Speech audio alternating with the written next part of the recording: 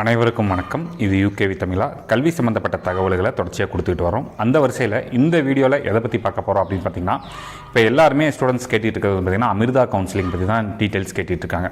So Amrita கவுன்சிலிங்கிறது எப்படி நடக்கும், என்னென்ன ப்ராசஸ் இருக்குது, அதில் என்ன விஷயங்கள்லாம் பண்ணணும் அப்படிங்கிற டீட்டெயில்ஸை போத் பேரண்ட்ஸ் ஆகட்டும் சரி, ஸ்டூடெண்ட்ஸ் ஆகட்டும் சரி, நம்மளை தொடர்ச்சியாக கேட்டுக்கிட்டே வர்றாங்க. நம்மளும் வந்து கண்டினியூஸான அப்டேட் கொடுத்துக்கிட்டே வரோம். அந்த வரிசையில் இன்றைக்கி ஒரு முக்கியமான விஷயத்தை பற்றி சொல்ல போகிறோம். என்னென்னு பார்த்தீங்கன்னா, நிறைய சப்ஸ்கிரைபர்ஸ் கேட்டிருந்தாங்க. இப்போ அமிர்தா கவுன்சிலிங்கில் ஸ்லைடிங்னு சொல்கிறாங்க சார். ஸ்லைடிங்னா என்ன, அதில் என்னென்ன ஆப்ஷன்ஸ், எப்படி வந்து நம்ம வந்து சீட்டை வந்து கன்ஃபார்ம் பண்ணுறது அப்படிங்கிற விஷயம் தான் கேட்டிருக்காங்க. ஸோ அவங்களுக்கான விளக்கமாக தான் வந்து பார்த்திங்கன்னா இந்த வீடியோ வந்து நான் சொல்ல போகிறேன். ஸோ ஸ்லைடிங்கிறது வந்து பார்த்திங்கன்னா நம்மளுக்கு கிடைச்ச சீட்லேருந்து இன்னொரு சீட்டுக்கு மூவ் ஆகிறது பேர் தான் வந்து பார்த்திங்கன்னா ஸ்லைடிங்னு சொல்லுவாங்க. உதாரணத்துக்கு வந்து பார்த்திங்கன்னா, இப்போ அமிர்தா கவுன்சிலிங்கில் உங்களுக்கு ஒரு சீட் அலாட் ஆயிடுச்சு. நீங்கள் அந்த சீட்டில் சேர விரும்பாமல் எனக்கு இதை விட இன்னும் நல்ல ஆப்ஷன்ஸ் வேணும் அப்படின்னா நம்ம என்ன பண்ணலாம்னு பார்த்திங்கன்னா, ஸ்லைடிங் மெத்தட் மூலமாக அந்த ஆப்ஷனை வந்து சேஞ்ச் பண்ணுறதுக்கான பாசிபிலிட்டிஸ் இருக்குங்கிறாங்க. ஸோ இது எப்படி சேஞ்ச் பண்ணுறது, என்னென்ன விஷயங்கள்லாம் பண்ணுறது தான் வந்து பார்த்திங்கன்னா இந்த வீடியோவில் பார்க்க போகிறோம். ஸோ முழுமையான தகவல்கள் வேணுங்கிறவங்க இந்த வீடியோவை ஸ்கிப் பண்ணாமல் பாருங்கள். ஸோ அமிர்தா கவுன்சிலிங் பொறுத்த வரைக்கும் இப்போ நம்மளுக்கு என்னென்னு பார்த்தீங்கன்னா, நம்மளுக்கு ஒரு ஜூன் 5 நம்மளுக்கு எல்லா சாய்ஸஸுமே வந்து பார்த்திங்கன்னா அந்த சாய்ஸ் ஃபில்லிங் ப்ராசஸ் இது எல்லாமே எண்டிங்க்கு வந்து கடைசி தேதியாக வந்து பார்க்கப்படுறது வந்து பார்த்திங்கன்னா ஜூன் 5 சொல்கிறாங்க. அதுக்கடுத்து அவங்க என்ன பண்ணுறாங்க அப்படின்னு பார்த்திங்கன்னா ட்ரையல் அலாட்மெண்ட்னு ஒன்று கண்டக்ட் பண்ணுறாங்க. ஸோ ட்ரையல் அலாட்மெண்ட்னா இப்போ நீங்கள் ஆல்ரெடி ஃபில் பண்ணி வச்சுருக்க சாய்ஸை வந்து என்ன பண்ணுவாங்க அப்படின்னு பார்த்தீங்கன்னா, அதை பேஸ் பண்ணி உங்களுக்கு என்ன மாதிரியான சீட் கிடைக்க வாய்ப்புகள் இருக்குது அப்படின்னு சொல்லி என்ன மாதிரியான சீட் கிடைக்கும் அப்படிங்கிற மாதிரி ஒரு ட்ரையலாக வந்து ஒரு அலாட்மெண்ட் விடுவாங்க. ஸோ அதில் வந்து ஒரு விஷயம் தெளிவுபடுத்திட்டாங்க. அதாவது ட்ரையல் அலாட்மெண்ட்டுங்கிறது வந்து பார்த்திங்கன்னா it is not a confirmation of the seat confirmation கிடையாது. இந்த மாதிரியான சீட் கிடைக்கிறதுக்கான வாய்ப்புகள் இருக்குது அப்படிங்கிறது மட்டும் தான் அவங்க வந்து சொல்கிறாங்க. ஸோ அது நிறைய பேர் என்ன நினச்சிக்கிறாங்கன்னு பார்த்தீங்கன்னா, ட்ரையல் அலாட்மெண்ட்டில் கிடைச்ச சீட்டே வந்து நம்மளுக்கு கன்ஃபார்மாக கிடைக்கும் அப்படின்னு நினைக்கிறாங்க. அப்படி கிடையவே கிடையாது. ஸோ ட்ரையல் அலாட்மெண்ட்டை பொறுத்த வரைக்கும் ஒரு சீட் இந்த மாதிரியான சீட்டுகள் கிடைக்கிறதுக்கான வாய்ப்புகள் இருக்குது அப்படின்னு மட்டும் சொல்லுவாங்க. ஸோ ட்ரையல் அலாட்மெண்ட்டுங்கிறது என்றைக்கு நம்மளுக்கு வந்து ரிசல்ட் வருதுன்னு பார்த்தீங்கன்னா ஜூன் 7 அன்றைக்கி வந்து நம்மளுக்கு ட்ரையல் அலாட்மெண்ட் வருது. ஸோ அந்த ட்ரையல் அலாட்மெண்ட்டுங்கிறது வந்து பார்த்திங்கன்னா நம்மளுக்கு வந்து ஒரே ஒரு நாள் மட்டும் தான் இருக்கும்.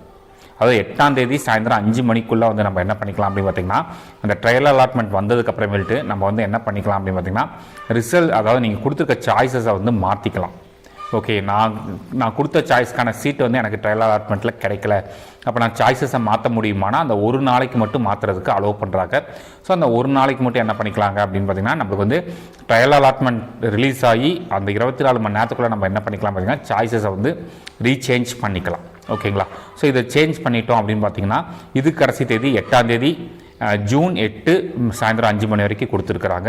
ஸோ அப்போ நம்மளுக்கு அந்த சிசாப்போட ரெஜிஸ்ட்ரேஷனே என்றைக்கு க்ளோஸ் ஆகுதுன்னு பார்த்தீங்கன்னா நம்மளுக்கு வந்து ஜூன் 8 தான் வந்து கொடுத்துருக்காங்க. அதுக்கடுத்து வந்து பார்த்திங்கன்னா first round of counselling. So first round of counselling தான் வந்து பார்த்திங்கன்னு வச்சுக்கோங்களேன் நம்மளுக்கு கவுன்சிலிங்கே ரியலாக ஸ்டார்ட் ஆகுது. இப்போ அது வரைக்கும் இங்கே நடக்கிற எல்லா ப்ராசஸுமே வந்து பார்த்திங்கன்னா ரெஜிஸ்ட்ரேஷன் ப்ராசஸ் மட்டும்தான். ஸோ ஃபஸ்ட் ரவுண்ட் ஆஃப் கவுன்சிலிங்கில் தான் நம்மளுக்கு வந்து பார்த்திங்கன்னா ஒரிஜினலாகவே கவுன்சிலிங் ப்ராசஸ்ங்கிறது ஸ்டார்ட் ஆகுது. ஸோ நான் ஆல்ரெடி சொல்லியிருக்கேன் 42 சாய்ஸஸ் வந்து கொடுத்து வைங்கன்னு சொல்லியிருக்கேன். அதை பற்றி என்னென்ன நம்பருக்கு என்னென்ன சாய்ஸஸ் வரைக்கும் கொடுக்கலாங்கிறது முதற்கொண்டு ஒரு வீடியோ போட்டிருக்கேன். அந்த வீடியோவோட லிங்க்கையும் வந்து இந்த வீடியோ கீழே டிஸ்கிரிப்ஷனில் நான் வந்து கொடுத்துருக்கேன். ஸோ அந்த வீடியோவை பார்த்து 42 சாய்ஸுமே ஃபஸ்ட்டு வந்து ஃபில் பண்ணி வைங்க. ஏன்னா நிறைய பேர் இப்போயுமே சொல்கிறது, சார் எனக்கு அந்த கேம்பஸ் வேண்டாம், இந்த கேம்பஸ் வேண்டாம், எனக்கு அந்த கேம்பஸில் சீட்டு கிடச்சிட்டா என்ன பண்ணுறது, இந்த கேம்பஸில் சீட்டு கிடச்சிட்டா என்ன பண்ணுறதுன்னு கேட்குறாங்க. ஸோ என்னை பொறுத்த வரைக்கும் 42 சாய்ஸுமே ஃபில் பண்ணி வைங்க. கிடைக்கிற சீட்டை வந்து ஸ்லைடிங் மெத்தட் மூலமாக மேலே போகிறதுக்கும் கீழே வர்றதுக்கும் யூஸ் பண்ணிக்கலாம்.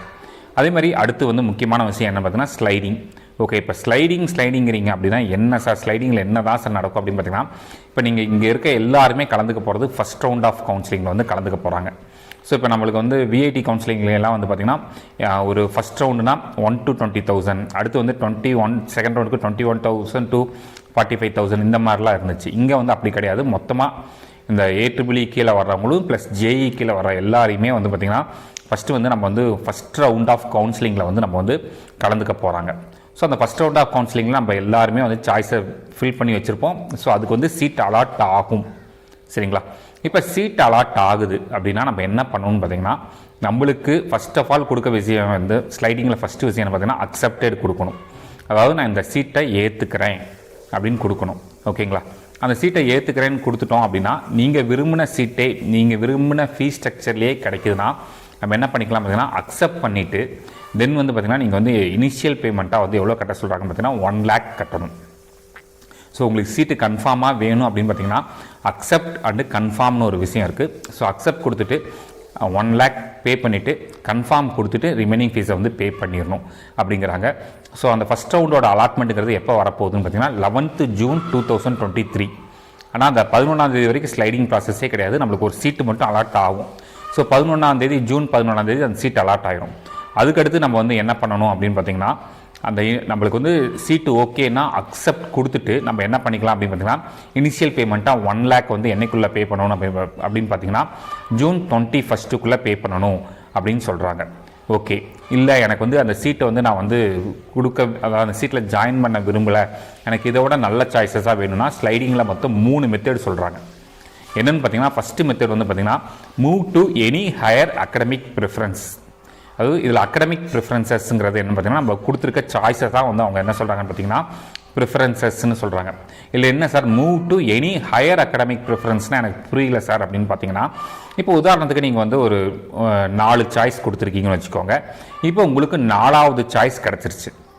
அப்போ அந்த 4வது சாய்ஸை வந்து என்ன சொல்லுவாங்க பார்த்தீங்கன்னா லோயர் அகடமிக் ப்ரிஃபரன்ஸ்னு சொல்லுவாங்க. அப்போ நம்மளுக்கு எல்லாத்தோட விருப்பமாக என்ன இருக்கும், நம்மளுக்கு கொடுத்த ஃபஸ்ட்டு சாய்ஸ் நம்மளுக்கு வேணுங்கிறது தான் நம்மளோட விருப்பமாக இருக்கும். ஸோ அதனால் என்ன பண்ணுவாங்க அப்படின்னு பார்த்தீங்கன்னா இந்த லோயர் அகடமிக் ப்ரிஃபரன்ஸ்லேருந்து நம்ம என்ன பண்ணிக்கலாம்னு பார்த்தீங்கன்னா ஹையர் அகடமிக் ப்ரிஃபரன்ஸ்க்கு வந்து மூவ் பண்ணுறதுக்காக நம்ம என்ன பண்ணிக்கலாம் அப்படின்னு பார்த்தீங்கன்னா அக்செப்ட் கொடுத்துட்டு நீங்கள் அந்த ஸ்லைடிங் மெத்தடை யூஸ் பண்ணிக்கலாம். அது மூலமாக வந்து மேலே கிடைக்கிறதுக்கான வாய்ப்புகள்ங்கிறது இருக்குது. சரிங்களா? அதாவது நீங்கள் வந்து நம்மளுக்கு வந்து கீழே கிடச்சிருக்க அதாவது 4வது சாய்ஸை வந்து நீங்கள் வந்து 3rd சாய்ஸாக மாற்றலாம், இல்லைன்னா 2nd சாய்ஸாக மாறுறதுக்கு வாய்ப்பு இருக்குது, இல்லைன்னா ஃபஸ்ட்டு சாய்ஸாக வந்து மாறுறதுக்கு வாய்ப்புகள் இருக்குது. இது வந்து பார்த்திங்கன்னா ஃபஸ்ட்டு மெத்தட். இது பேர் என்ன பார்த்தீங்கன்னா move to any higher academic preference. உதாரணத்துக்கு வந்து பார்த்திங்கன்னா இப்போ வந்து ஃபஸ்ட்டு சாய்ஸாக கம்ப்யூட்டர் சயின்ஸ் கொடுத்துருக்கீங்க கோயம்புத்தூர் கேம்பஸ், 2nd சாய்ஸாக வந்து பார்த்திங்கன்னா வெள்ளூரில் கம்ப்யூட்டர் சயின்ஸ் கொடுத்துருக்கீங்க, 3வது சாய்ஸ் அமிர்தபுரியில் கம்ப்யூட்டர் சயின்ஸ், 4th சாய்ஸாக வந்து பார்த்திங்கன்னா பெங்களூரில் கம்ப்யூட்டர் சயின்ஸ். இப்போ உங்களுக்கு 4th சாய்ஸை வந்து அலாட் ஆயிடுச்சு. ஆனால் நான் வந்து எனக்கு சென்னை தான் ஜாயின் பண்ணணும், சென்னை தான் ஜாயின் பண்ணணும், கோயம்புத்தூர் தான் ஜாயின் பண்ணணும் அப்படின்னா நீங்கள் வந்து ஆட்டோமேட்டிக்காக என்ன பண்ணிக்கலாம் பார்த்தீங்கன்னா அக்செப்ட் கொடுத்துட்டு இது எல்லாத்தையுமே நம்ம ஃபர்ஸ்ட் ஆஃப் ஆல் என்ன கொடுக்கணும்னா அக்செப்ட் கொடுத்துக்கணும். அக்செப்ட் கொடுத்துட்டுன்னு தான் நம்ம வந்து என்ன பண்ணணும்னு பார்த்தீங்கன்னா நான் வந்து அடுத்த சாய்ஸ்க்கு மாற விரும்புகிறேன்னு ஸ்லைடிங் மெத்தட் மூலமாக அப்ளை பண்ணணும். அப்ளை பண்ணால் அங்கே சீட்டு ஃப்ரீயாக இருந்துச்சுன்னா கிடைக்கலாம், நம்மளுக்கு அங்கே சீட்டு ஃப்ரீயாக இல்லைன்னா கிடைக்கிறதுக்கு வாய்ப்பு இல்லை. ஸோ இதுதான் வந்து என்ன சொல்லுவாங்கன்னு பார்த்தீங்கன்னா first method move to any higher academic preferences. நம்ம கொடுத்த அகடமிக் ப்ரிஃபரன்ஸ்லேயே லோவாக கிடச்சிருச்சுன்னா அதுக்கு மேலே இருக்க சாய்ஸஸ்க்கு மூவ் பண்ணுறதுக்கான ஒரு விஷயம் தான் move to any higher academic ப்ரிஃபரன்சஸ்ன்னு சொல்கிறாங்க. ஸோ இதில் வந்து என்ன பண்ணிக்கலாம் அப்படின்னு பார்த்தீங்கன்னா நம்ம வந்து அக்செப்ட் கொடுத்துட்டு நம்ம என்ன பண்ணிக்கணும் பார்த்தீங்கன்னா மினிமம் 1 lakh பே பண்ணணும். 1 lakh பே பண்ணால் தான் நம்ம வந்து அடுத்த ஆப்ஷனுக்கே போக முடியும். ஏன்னு சொல்கிறாங்கன்னு பார்த்தீங்கன்னா இப்போ நீங்கள் வந்து இந்த சீட்டை அக்செப்ட் பண்ணாமல் ஸ்லைடிங் கொடுத்து அங்கேயும் சீட்டு கிடைக்கலன்னா உங்களுக்கு வந்து அங்கே சீட் வேஸ்ட்டாக போயிடும். அதனால் அவங்க என்ன பண்ணுறாங்கன்னா நீங்கள் அக்செப்ட் கொடுத்தாலே 1 lakh rupees ஃபீ பே பண்ணிட்டு தான் அடுத்த ஸ்டெப்பே போகணும் அப்படிங்கிறாங்க. ஸோ அடுத்து 2வது வாய்ப்பு என்ன இருக்குது இந்த ஸ்லைடிங் மெத்தட் அப்படின்னு பார்த்தீங்கன்னா move to lower fee slab with same option. இப்போ உதாரணத்துக்கு ஒரு கம்ப்யூட்டர் சயின்ஸ் இன்ஜினியரிங் உங்களுக்கு கிடச்சிருச்சு. ஸோ அங்கே வந்து கேட்டகரி வந்து 4 கேட்டகரி ஃபீஸ் இருக்குது. ஸ்லாப் 1, ஸ்லாப் 2, ஸ்லாப் 3 ப்ளஸ் நான் ஸ்காலர்ஷிப் கேட்டகரி 4 ஆப்ஷன் இருக்குது. ஸோ இப்போ உங்களுக்கு வந்து நான் ஸ்காலர்ஷிப் கேட்டகரியில் கிடச்சிருச்சு, கம்ப்யூட்டர் சயின்ஸே கிடச்சிருச்சு. ஆனால் நீங்கள் வந்து இன்னும் நான் வந்து ஹையர் கேட்டகரி போகணும், இல்லைன்னா உங்களுக்கு 3rd கேட்டகரி ஃபீஸ் கிடச்சிருச்சு, இன்னும் நான் வந்து ஹையர் கேட்டகரி போகணும் அப்படின்னு பார்த்தீங்கன்னா இப்போ 3rdலேருந்து எனக்கு வித்தின் சேம் டிபார்ட்மெண்ட்டுக்குள்ளே என்ன பண்ணிக்கலாம் பார்த்தீங்கன்னா 3rd ஸ்லாப்லேருந்து 2nd ஸ்லாப் மூவ் பண்ணுறதுக்கு ட்ரை பண்ணலாம், 3rd ஸ்லாப்லேருந்து 1st ஸ்லாப் மூவ் பண்ண ட்ரை பண்ணலாம். இது வந்து 2வது ஆப்ஷனாக அவங்க வந்து சொல்கிறாங்க. அதை பேர் என்ன சொல்லியிருக்காங்க பார்த்தீங்கன்னா move to lower fee slab அப்படின்னு கொடுக்குறாங்க வித் சேம் ஆப்ஷன். அடுத்து 3வதாக ஒரு ஆப்ஷன் கொடுக்குறாங்க. என்னென்னு பார்த்தீங்கன்னா move to higher academic preference only if the fee is lower.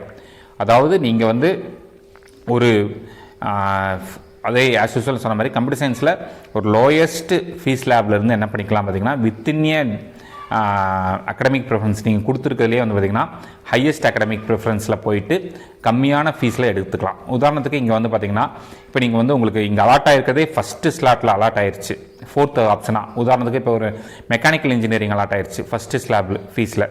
நீங்கள் என்ன பண்ணிக்கலாங்கன்னா மெக்கானிக்கல் இன்ஜினியரிங்லேருந்து எங்கே மாறிக்கலாம், அதாவது கம்ப்யூட்டர் சயின்ஸ் இன்ஜினியரிங்க்கு மாறிக்கலாம், வித்தின் த சேம் ஃபஸ்ட்டு ஸ்லாப்குள்ளே மாற்றிக்கலாம். இப்போ நிறையா பேத்துக்கு ஒரு டவுட் இருக்கும், சார் இப்போ எனக்கு வந்து நான் வந்து 4th ஸ்லாப் இருக்கேன், 4th ஸ்லாபில் வந்து இப்போ உதாரணத்துக்கு மெக்கானிக்கலில் 4th ஸ்லாப் இருக்கேன், எனக்கு கம்ப்யூட்டர் சயின்ஸ் இன்ஜினியரிங்கில் போயிட்டு 3rd ஸ்லாபோ 2nd ஸ்லாபோ கிடைக்குமானா கிடைக்காது. நீங்கள் என்ன ஸ்லாப் ஃபீஸில் இருக்கீங்களோ வேறு டிபார்ட்மெண்ட் மாற விரும்புகிறீங்கன்னா அதே ஸ்லாபில் தான் கிடைக்கும். உதாரணத்துக்கு இப்போ ஒரு சிவில் இன்ஜினியரிங்கில் தேர்ட் ஸ்லாப் இருக்குன்னா நீங்கள் கம்ப்யூட்டர் சயின்ஸ் இன்ஜினியரிங் மாற விரும்பினா தேர்ட் ஸ்லாபுக்கு மட்டும்தான் மாற முடியும்.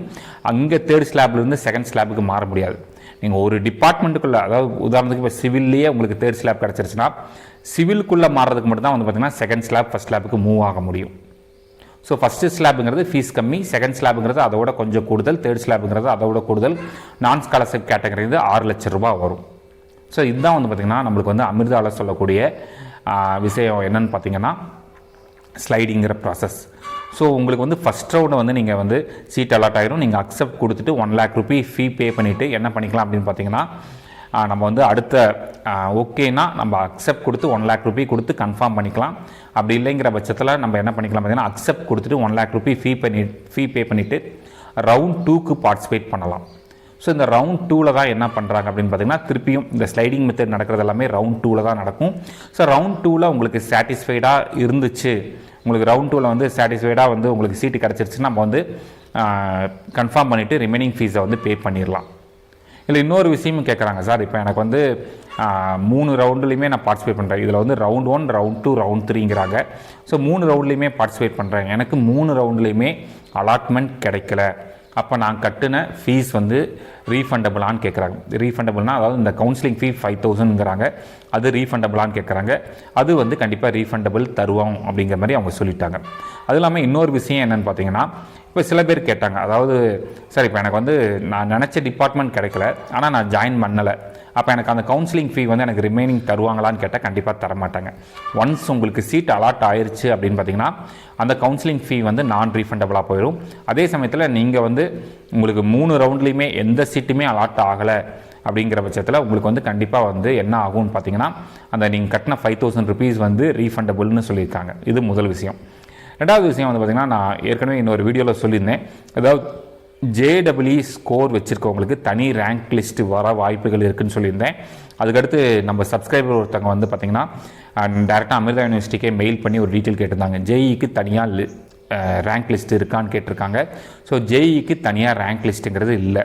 அதாவது இப்போ நீங்கள் வந்து JEE ஸ்கோரு வச்சுருக்கீங்க, AEEE ஸ்கோரு வச்சுருக்கீங்கன்னா ரெண்டில் எது நல்ல ஸ்கோரோ அதை பேஸ் பண்ணி சீட் அலாட் ஆகும் அப்படின்ட்டு அவங்க வந்து நம்மளுக்கு வந்து ரிப்ளை பண்ணியிருக்காங்க. ஸோ இந்த தகவலை நான் கூடுதலாக சொல்லிக்க விரும்புகிறேன். ஸோ மாணவர்கள் இப்பயுமே திரும்ப சொல்லிக்கிறோம், நம்மளுக்கு வந்து இன்னுமே வாய்ப்பு இருக்குது. ட்ரையல் அலாட்மெண்ட் முடிஞ்சு 24 hours டைம் தர்றாங்க. அதுக்குள்ளேயுமே நீங்கள் வந்து சாய்ஸஸை மாற்றிக்கலாம், சாய்ஸஸை புதுசாக அப்டேட் பண்ணிக்கலாம். ஸோ தயவு செஞ்சு 42 சாய்ஸுமே ஃபில் பண்ணி வைங்க. ஃபில் பண்ணி வச்சாதான் உங்களுக்கு ஏதாவது ஒரு சீட் அலாட்மெண்ட் ஆனாலுமே அதை வந்து இன்னுமே ஸ்லைடிங் மெத்தட் மூலமாக மேலே போகிறதுக்கோ இல்லை வந்து ஃபீஸ் லேபில் லோயர் ஃபீஸ் லேப் போகிறதுக்கோ வாய்ப்புகள் இருக்குங்கிறது சொல்லிக்கிறோம். ஸோ இந்த வீடியோ உபயோகமானதாக இருந்துச்சுன்னா இந்த வீடியோ லைக் பண்ணிவிட்டு உங்கள் நண்பர்களுக்கு ஷேர் பண்ணுங்கள். மற்றும் உங்களுக்கு தொடர்ச்சியாக கவுன்சிலிங் சம்மந்தப்பட்ட தகவல்கள், சாய்ஸ் ஃபில்லிங்க்கு ஏதாவது ஹெல்ப் தேவைப்படுறவங்க இந்த யூகேவி தமிழாங்கிற இந்த யூடியூப் சேனலை சப்ஸ்கிரைப் பண்ணுங்கள். நாங்கள் தொடர்ச்சியாக கவுன்சிலிங் சம்மந்தமாகவும் சாய்ஸ் ஃபில்லிங் சம்மந்தமாகவும் தகவல் கொடுத்துக்கிட்டே இருக்கோம். மிகவும் நன்றி.